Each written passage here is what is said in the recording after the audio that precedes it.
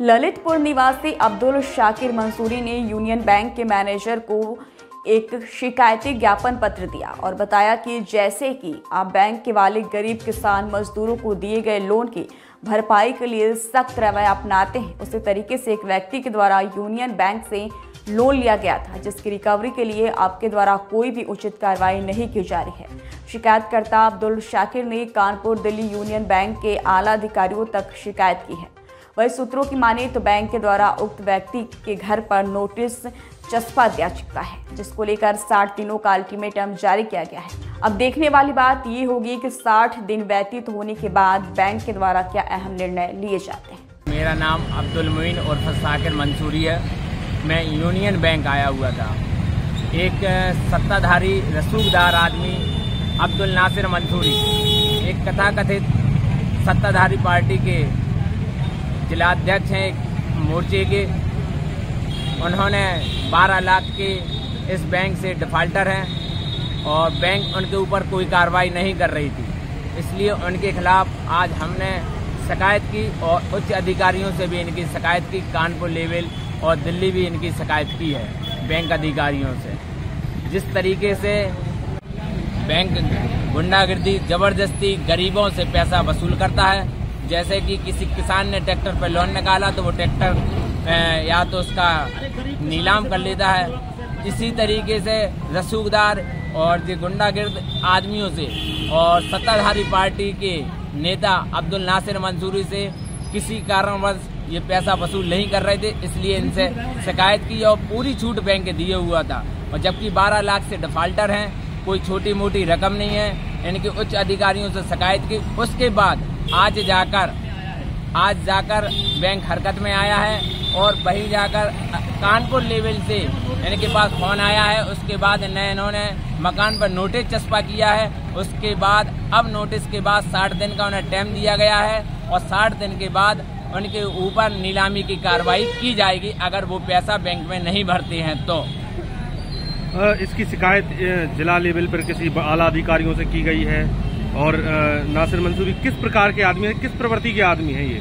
नासिर मंसूरी एक शिकायत करता है, वो हर किसी जैसे कि कोई जो ओहदेदार लोग हैं जिले के अंदर, जितने ओहदेदार लोग हैं, इमाम हो या कोई उर्स कमेटी हो या जिला मुस्लिम एसोसिएशन के सदर हो, इन लोगों की अपनी उंगलियों पर नचाने के लिए केवल उन लोगों की झूठी शिकायतें करता है। और सबसे गंदी चीज़ तो उसमें ये है कि मस्जिद मदरसों की शिकायतें करना, उन्हें बुलडोजर चलवाने तक की कार्रवाई करने की काम करता है। मेरा नाम है मोहम्मद असगर अली। हजरत, एक बात जो है चल रही है ज़िले में कि एक व्यक्ति है जो कथित व्यक्ति है जो लगातार इमामों को पीछे पड़ा हुआ है, मस्जिदों के पीछे पड़ा हुआ है, मदरसों के पीछे पड़ा हुआ है। इस बारे में आपका क्या कहना है? बात तो हकीकत है, क्योंकि मैं जब पढ़ के तालीम हासिल करके यहाँ ललितपुर शहर में अपने शहर में आया हूँ, उस टाइम पे मेरे खुद एक उस्ताद ही कह लीजिए, मैं इनसे तालीम हासिल किया हूँ। अब्दुल शहर पेशमाम यहाँ रहे अब्दुल अलीम साहब, जिनके पीछे ये पड़ा रहा और कई इन्होंने जो है हाजी जो है अब्दुल अलीम साहब के ख़िलाफ़ इन्होंने मुकदमाबाजी भी की है और सारे मुकदमे जो है ख़ारिज भी हुए, बेबुनियाद शिकायत निकली है, जिनकी रिपोर्टें भी मैंने देखी हैं। उनके पीछे पड़े रहे और यहाँ तक कि इतना उनको परेशान किया कि जब मेरी मुलाकात उनसे हुई तो उनके मुंह से अल्फाज नहीं बल्कि सिर्फ आंसू ही आंसू निकले। बिलक बिलक कर मुझसे मेरे रोए और नाम बताया कि अब्दुल नासिर मंसूरी मुझे जो है लगातार परेशान कर रहा है। इस ताल्लुक़ से हम लोगों ने मीटिंग भी बुलाई थी, उसका भी शायद रिकॉर्ड मिल जाएगा। मैंने कहा कि भाई अगर ऐसी बात है, उस टाइम पे हम अब्दुल नासिर मंसूरी को किसी को शहर में ज़्यादातर लोग किसी को नहीं जानते थे, उनके साथ भी हमने साथ देना कहा, लेकिन उसको उन हमारे इमाम साहब को इतना परेशान कर चुके थे ये कि वो शिकायत के नाम से भी डरते थे। और जो है भाई एक गरीब आदमी जो 4000 रुपये कमा रहा हो, कोर्ट कचहरी में कहाँ से पैसा दे सकता है, हर जगह से टूट चुके थे, आजिज़ आ चुके थे, वो बोलने लायक व काबिल भी ना रहे।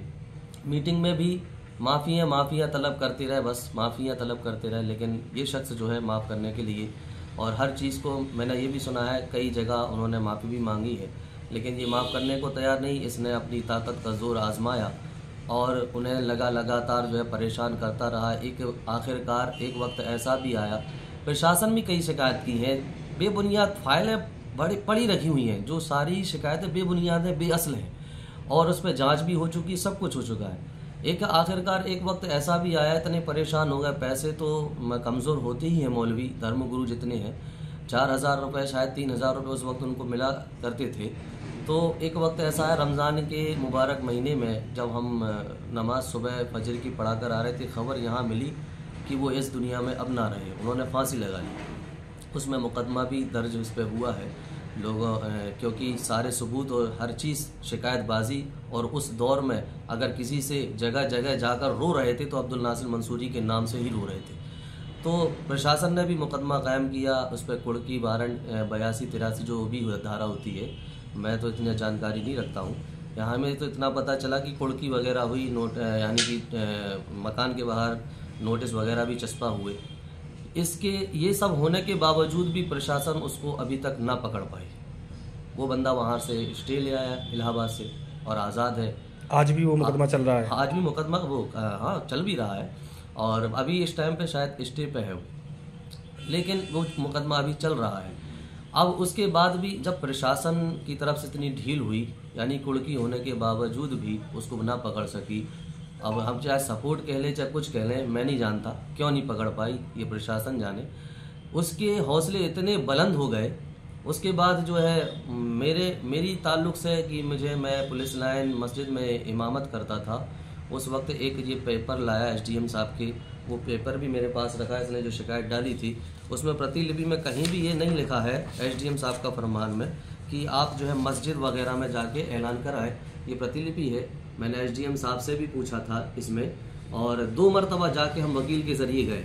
दोनों मरतबा SDM साहब ने कहा कि मैंने मस्जिदों में ये ऐलान नहीं भेजा, वो अपनी तरफ से गया है, और जब कभी ज़रूरत पड़े आप हमें कोर्ट में, कचहरी में, जहाँ भी बुलाना चाहें, मैं आके इसमें बयान दे सकता हूँ कि मैंने मस्जिद में ये ऐलान नहीं भेजा। उसमें मेरी शिकायत भी की प्रशासन में कि मस्जिद में मेरा ऐलान नहीं पढ़ा गया, इनको इमामत से बेदखल किया जाए, वो भी रिपोर्ट जो पूरी रखी हुई है। ये भूमाफिया हाजी बावतुद्दीन के साथ पढ़ाते हैं, मुझे किसी साथ की ज़रूरत नहीं है, मैं धर्म गुरु है, मुझे सिर्फ तालीम देना मेरा मकसद होता है, तो मैं सिर्फ तालीम दे रहा हूँ। मुझे भूमाफिया के साथ जोड़ा गया और कहा गया कि मैं उनके साथ पढ़ाता हूँ, उनके मदरसों में रहता हूँ, और हालांकि रहना बहना कुछ नहीं, मैं एक कोचिंग सेंटर जैसा समझ लो, मैं एक टीचर हूँ, पढ़ाने के टाइम आता हूँ, पढ़ा के चला जाता था।